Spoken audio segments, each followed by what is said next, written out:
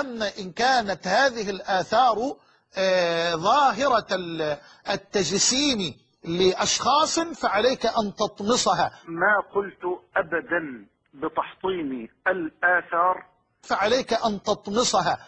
ولذلك أنا ما قلت أبدا بتحطيم الآثار ولن أقول بجواز ذلك. فعليك أن تطمسها.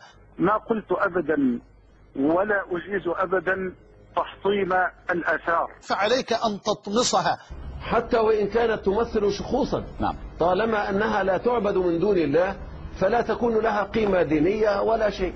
أما إن كانت هذه الآثار ظاهرة التجسيم لأشخاص ما قلت أبدا. فعليك أن تطمسها.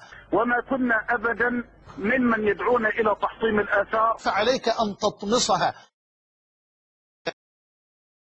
فهذا رزق ساقه الله إليك، وليس من حق دولة ولا مجلس ولا أي أحد أن يسلبك هذا الحق وأن يسلبك هذا الرزق الذي رزقك الله إياه.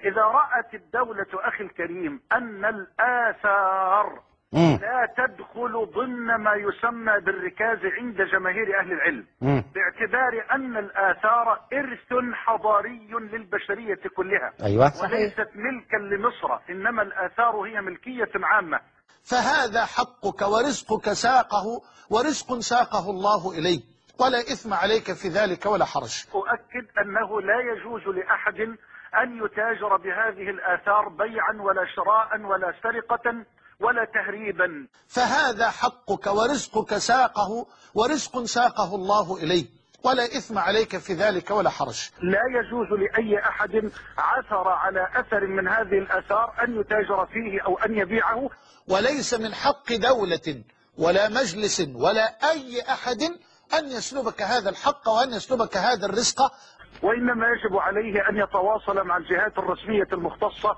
لتعريفهم بهذا، والله أعلم. والتمثال في غير حال عبادته لا تكون له قيمة دينية. فعليك أن تطمسها.